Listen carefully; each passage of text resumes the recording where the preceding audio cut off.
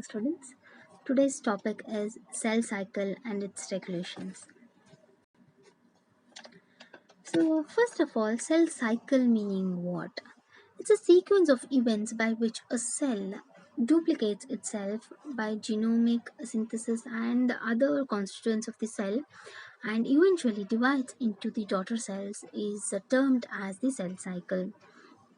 It includes all the phases of the cell cycle includes see the two major cycles, that is the interphase and the M phase. What is this interphase is somewhat you call it as a resting phase, wherein it is going to charge up itself to get ready for the further cell division. Okay, so the interphase has many other phases in that. Okay, the interphase starts with the karyokinesis corresponding the separation of the chromosomes and ends with the cytokinesis, that is the division of the cytoplasm. The interphase is divided into three further phases that I discussed, that is G1 phase, G2 phase, and S phase and G0 phase. I'll tell you about the G0 phase later. First, we will be discussing about the G1 phase, GS phase, and G2 phase. So this is the M phase which we are seeing, that is the mitosis region, and the cytokinesis and the G0 phase. So what exactly is the G1 phase says us? The cell is metabolically active and the continuously growth does not take place, or the replication does not take place here. Only the metabolic activities get initiated and the whatever the requirements for the further division of the chromosomes, that is prepared in this particular G1 phase. Exactly, the replication or the synthesis phase is what is S phase, during which the DNA is synthesized or the replication is going to take place. The amount of DNA per cell is going to be doubled. Okay, it is going to be doubled in case of this particular phase. G2 phase is nothing but the proteins are synthesized in a preparation for the mitosis to undergo while the cell growth is continuous. Okay, the cell growth is continued and the complete preparation is done here in the G2 phase, so that it is ready to step into the M phase, that is the mitotic phase, which has to undergo the cell division. What is this G0 phase is nothing but it's a stage of rest. It is inactive stage. Okay, inactive stage where the cell is in this stage remains metabolically inactive, but metabolically active, but no longer it is going to be involving in itself into its cell division or proliferate, unless the it is called to be as a dependent on the requirement of the organism. Depending on the requirement of the organism, it can further get divided into different cells, or it will stop there and it will do the whatever the function is assigned to that particular cell. So what is M phase? M phase involves all the four stages of the cell division, that is prophase, metaphase, anaphase, and the telophase. What is prophase? Prophase is nothing but the chromatin becomes the condensed thread-like structures, which is called as chromosomes. Nuclear membrane disappears, nucleolus starts disintegrating in case of the prophase. What happens in the metaphase? Metaphase, the nucleolus and the nuclear membrane disappears and the chromosomes are thickened and arranged in a equatorial plane on the cell. Each chromosome is made up of two chromatids. Let's see here, if you can see this, you can clearly see the picture of the metaphase wherein the chromosomes are aligned in the equatorial plane. Anaphase, the two sister chromatids of each chromosome separates or splits into the two polar ends of the cell, and then moves opposite to the each poles by the spindle fibers which are formed by the microtubules. In the last class we have discussed about the centromere and the microtubules, isn't it? So that is the function of the microtubules here again. The daughter chromosomes during their movement appear V, L shape or J shaped chromosomes. This the V shaped chromosomes that you can see, J or L shape, depending on the size of the chromatids there. Telophase is the end phase wherein the two sister chromatids are formed. The two daughter chromosomes or the set of chromosomes have reached their poles and they are uncoiled now and to form a chromatin fibers, and the nuclear membrane, nucleolar materials, organelles all will reappear, and the two daughter nuclei appear at the both opposite ends, and then the daughter cells are going to be cleaved and then forming the 2n cell daughter nuclei, wherein the cell division ends here. So here you have four different phases. That's what that was I wanted to discuss on. See, now I told you there is a synthesis happening here, but the duplication is not going to happen in G1 phase. In S phase, the synthesis is going to happen. In G2 phase, the cell is completely now ready for its M phase to move on to M phase, or else if depending on the body of the organism whether the cell has to undergo replication or not, then it will decide. Who is going to decide all this? How is the control of this particular cell division or the cell cycle is going to happen? Today, in this class, with the cell cycle, we are also going to study the regulation of the cell cycle. How exactly the cell is going to regulate itself to undergo G1 phase, S phase, G2 phase, or M phase. So, how exactly the life of the cell is going to happen? How is it controlled by the enzymes or the proteins or the hormones which are there in our body? Before going to that, we have a little more step, that is the cytokinesis. After the cell division, we have the cytokinesis and the significance of the mitosis. Of course, the cytokinesis that we have already discussed, that is the cytoplasm is going to form and the two daughter cells are going to be formed, which is cleaved after that, and then they are going to form it. Significance is nothing but to understand the cell divisions and the cell, how they are going to develop in the organisms. Mitosis results in the production of the diploid to daughter cells or identified genetically components. The genetic components can be identified, and the growth of the multicellular organisms can take place. The repair of the cells can take place by the cell division. So many other functions are there for the mitosis. Moving to the cell regulation now. The two main important things that is going to regulate the complete cell cycle is the cyclins and the cyclin dependent kinases.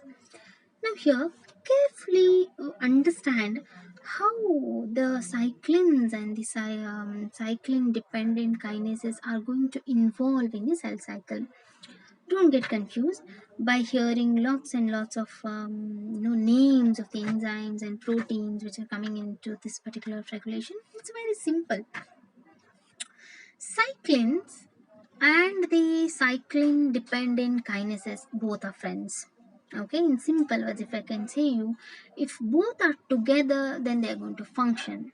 Otherwise, alone cannot function anything. Okay, now you keep this in mind very clearly.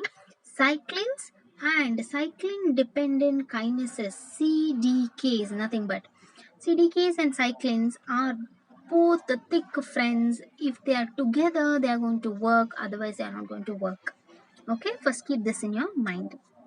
Now, keeping this in your mind, cyclins are going to play a very important role during the particular time period during the cell cycle. A particular time period is there wherein the cyclins are going to play a very important role in the cell cycle. Now, at the G1 phase, what is going to happen? As we have already seen, now G1 phase we have seen, G1 S1 phase we have seen. See here, the same picture I have got it here. See, you have a G1 phase, you have S phase, you have G2 phase, and you have M phase. Okay, so here in the G1 phase, what is going to happen? So we know that the protein is going to be synthesized, and but the cell synthesis of the DNA is not going to happen. The preparation of the cell replication in the next stage, the preparation is going to happen in the previous stage, that is in the G1 phase. That's what I told you. Now, the cyclin which is there is going to combine with the CDK, as I told you, that is CDK 4 and 6. We have named one particular CDKs as CDK 4 and 6 CDKs. CDK then react to outside signals such as growth factors or the mutagens. See, the growth factors are there or not, the mutagens are there or not. So all the things there, that is going to give the signals to check whether all these things are right in place or not. Okay, if that is there, then this is going to give a permission to go to the next phase. The cell is being ready to move to the next stage by these cyclins and the CDKs. Okay, if they give the permission, they can move for the further phase, that is synthesis phase. In synthesis phase, or in between, see here, G1 and S phase, we have another cyclin entering. Cyclin and the CDK is going to enter. So the cyclin E is going to enter, sorry, the cyclin E with the CDK is going to enter here in this particular phase. What are they going to do? Then they are going to regulate the centrosome duplication, which is in turn very important for the cell division to begin. So the centromere formation is very important, and the duplication of the centrosome is happening in this particular case if these two are combined, and they are going to give you the permission there. So then the synthesis phase is going to be acted, and in the synthesis phase, the replication is going to take place. Now, in this S phase, the cyclin A is going to combine with CDK2. See, CDK2 only is there. So CDK2 is going to combine with it, and then it is going to form a combination of both, and they are going to check whether all the replication is on the right position or not. See, if the replication is right, properly correct, then it is going to further move, or the helicases, polymerases, which are useful to that particular duplication, everything useful for the replication. If that is there, then the synthesis is going to occur. Okay, so this is going to stimulate, gives the signals to check whether everything is there, and it is also going to check. See here, the intra S phase checkpoint. I'll tell you, I'm going to talk about the checkpoints also. What are these checkpoints? How are they going to be performing in our cell cycle 2? M phase, we have another cyclin which is entering, cyclin B-CDK1.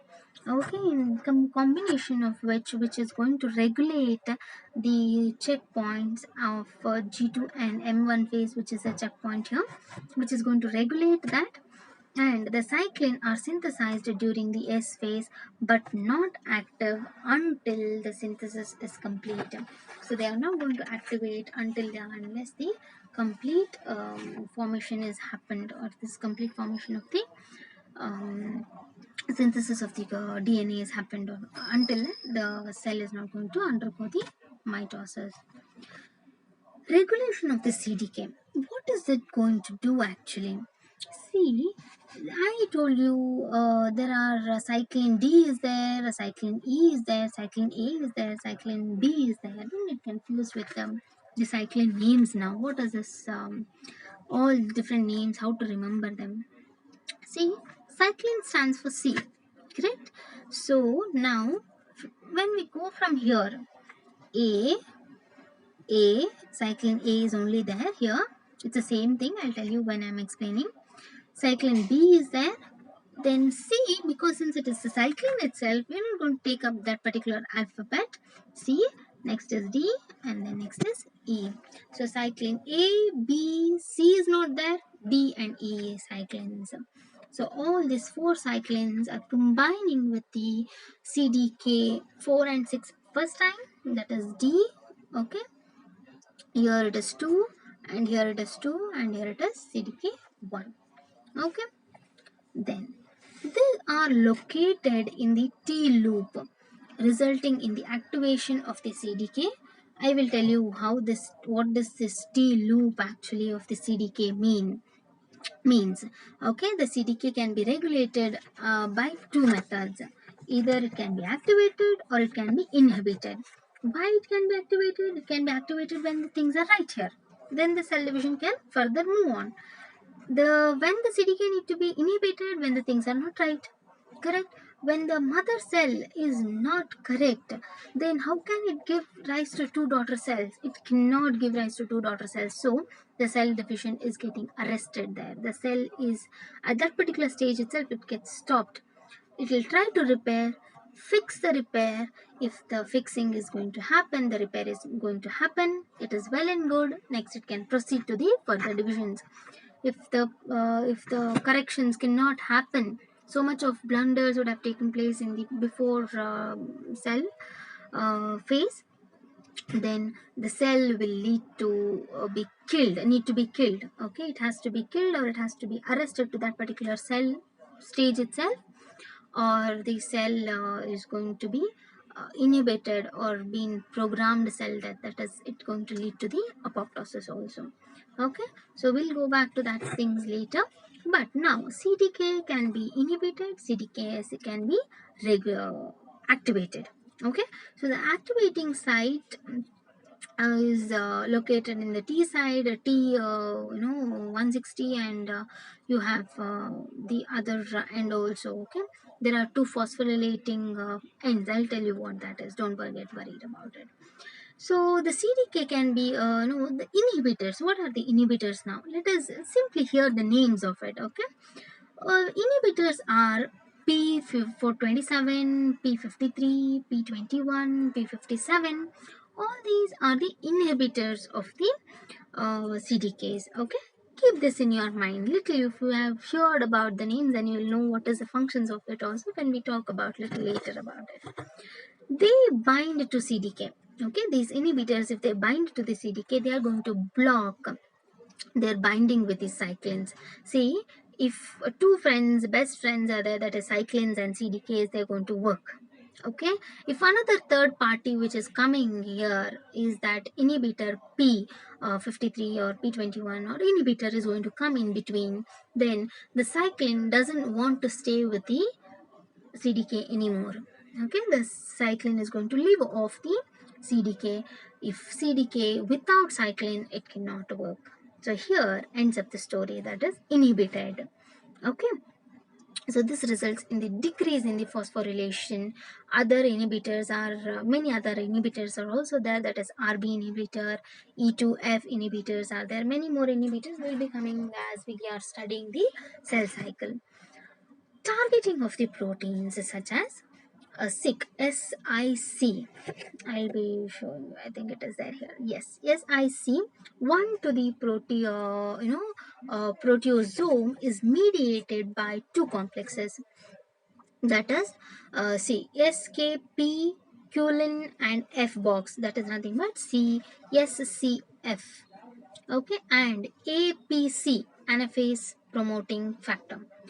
Each compound, each is composed of the ubiquitin, and protein ligases. These two are going to control three major transition in the cell cycle.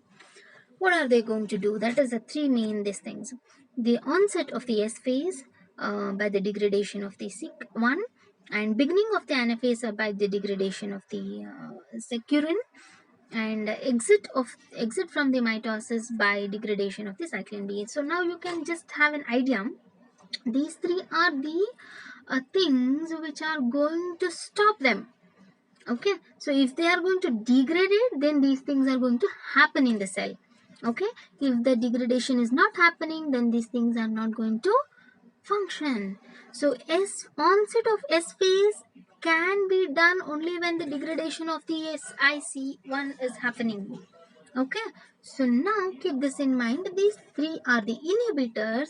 If they are degraded, then these things are going to happen. Now, see the cyclins, what I told you in the other half picture here, what concentrations they should be in. See, all the time cyclin D, cyclin E, cyclin A and B, if they are in the same concentration throughout the cycle, then what is going to happen? You see, all the things are going to be right. Yes, you can proceed, you can proceed. So everything will be allowed, isn't it? So that shouldn't happen at simultaneously in the same time. Okay, one cell has to get only one signal at one particular time by one cyclin. So that's why, see, the concentrations are going to vary with the different phases. In G1 phase, so you can see D is rising up. See, in between G1 and S phase, cyclin E is rising up its concentrations. And then see in S1 and G2 phase, cyclin A is rising up its concentrations and immediately it is getting down. It doesn't have any more other functions apart from that. Okay, then immediately after that, cyclin B is going to rise up its, shoot up its concentrations. Then the M phase is going to regulate. So this is how the concentrations of the cyclins are going to happen in the particular cell cycle. Now, what does this MPF, maturation or mitosis promoting factor, what is this going to actually do? It is a very beautiful process. While M phase actually requires an order for an entry to the M phase.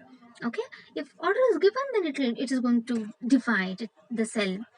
Why that order is required? See, before that there should be an confirm 100% assurity should be there that everything is ready for the cell division. Otherwise the cell division is no more of use, or it is not going to be efficient, right? The cell in our body doesn't want to waste the time.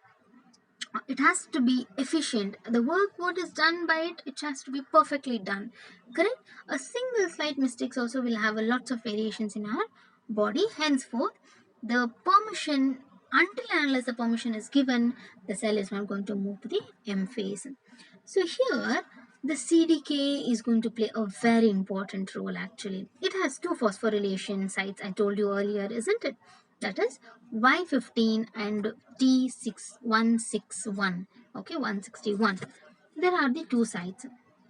Y15 is inhibitory, and T15 is going to be it's going to be see here, Y15 is inhibitory and T161 is activating. Okay, keep this in mind now. CDK and cyclin begins its journey as an inactive form only. Okay, its life is inactive now. All the things are inactive. Only when the things are right, it is going to be active. Okay, grantedly beforehand only the permission is not given. Okay, so if it all is right only, then the permission is given to a particular cell to undergo further divisions. Then the V1 V1 phosphorylate, that is Y15. Okay, phosphorylates Y15, and CAK then regulates the phosphorylates the T161. Finally, what this V1 is going to do is it is going to remove that Y15 because it's an inhibitory phosphorylation, inhibitory site of the CDK, isn't it? So if that is removed, then the CDK gets activated. So for that, the V for V1 is going to phosphorylate Y15 and cleaves off or removes that from the CDK. Okay, and enter, and then allows the cell to undergo the or enter into the M phase. Now I'll show you how the CDK actually, see, if the CDK is like this, okay, then the V1 is going to come here, okay, and see in the next stage I can show you the CDK will become like this, having the two sites of phosphorylation. So this is the one phosphorylation site and this is the one phosphorylation site. The weave is going to come and activate here, resulting in the cleaving of that particular site is seen here. See, the cleaving is going to happen, and once the cleaving is happened, the phosphorylation site is removed off. The next stage, you can see the CDK without the phosphorylating site, that is the Y1 phase is not there. It is completely cleaved off. Okay, only if this site is there, then it will promote it to move to the M phase. Okay, so the next is checkpoints. How to check all the things are right or not, in right place or not? The cyclins, yes, they are going to see if everything is right. Okay, everything is right, then cyclins are going to bind up with the CDKs and then they're going to help the cell to move apart. There should be some other checkpoints, isn't it? What gives the permission for the CDK to move? There are few checkpoints in the cell cycle. See, in short, three checkpoints are, what are they going to do? Okay, first, the first checkpoint is going to make a cell components of cytoplasm or the nucleus is right or not. Okay, that is the first regulation from the G1 phase. Components required to the replication is there or not, it has to be checking. It has to check. It has to be checked, isn't it? So there is the first checkpoint. The second checkpoint is to see whether the all replication has happened in a right position or not. If there is any mistake or a faults or defaults are seen in the replication, then the cell has to stop there. So there, that one checkpoint is there. The other checkpoint is alignment of the cell or the centromere, is everything is right in the place. See, the cell, if it has to be formed, the nucleus should be there, all the cell organelles need to be placed, microtubule arrangement needs to be done very properly. So that checking is also done. So if you see this diagram, you can clearly see how the checkpoints are going to work. Inhibitor is in the first checkpoint, that is the inhibitor. See, inhibitor is the K1 KH sorry CHK1 and the ATR. It is there here. ATR, two proteins are there, and both the kinases sense the state of DNA. The both the sense is the state of the DNA, and the ATR is located in the site or the fork of the replication to check whether the replication has initiated properly or not. And then CHK1 is going to then phosphorylate and inactivates CDC25, which would be otherwise activate the MRF. Okay, so MPF, nothing but the mitosis promoting factor. So it otherwise it is going to activate that. So henceforth it is inactivating the CDC25, so that the further processes shouldn't take place until and unless the check is done. This checkpoint will help us to recognize the unreplicated DNA or defaults in the DNA, as I told you little earlier. So the checkpoint 2, mitosis, is nothing but the spindle assembly checkpoint. Nothing but this checkpoint is going to prevent the entry of the anaphase until the kinetochore is attached to the microtubules. So if the cell is proper, then only the further allowing is going to happen.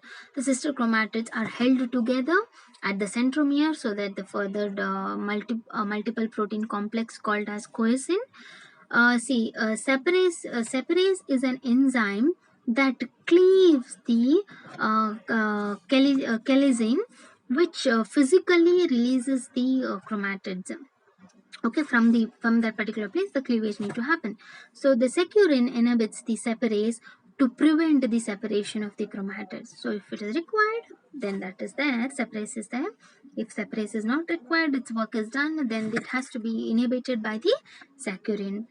Once all the kinetochore everything is attached, then the securin is going to is going to target it to the degradation. It's no more work as that, so it has to be degraded. Degradation need to be taken place. See here, if you can see, in this picture, see cyclin B plus CDK is there. See here is the checkpoint. Here are the inhibitors. Okay, whenever the requirements is there, then the inhibitors are going to inhibit. So here is the checkpoints. One second. So the checkpoint, the red one, here one and here one. See, the checkpoint is going to, as I told you, the first one is going to see whether everything is going to be in a right place. All the things are in a right position to go to the synthesis phase. The DNA, if every proteins are there, required enzymes are there, then the cell moves to the replication site. This is the checkpoint. So here is a checkpoint for the next phase, that is synthesis phase, nothing but in between the G2 and the S phase, wherein the after the replication, whether the replication has happened properly or not. The third checkpoint is whether the DNA damage has happened or not. That's what the previous one which I discussed right now. This defects whether the DNA is damaged or not, or the cell cycle arrest will be done, preventing the copying of the damaged bases. So until and unless the repairing is done, the cell cycle will not further move to the next phase. This inhibitors can be done by this tumor suppressor genes, very important, preventing replication of the damage to the DNA. See, in the tumor patients, this P53 or the tumor suppressor genes are not there, then they further go on dividing wrong cells which are not apt for our body. So if these cells are there, these genes are there, then they can inhibit a cell if at all it's not properly made or the replication is not happened properly.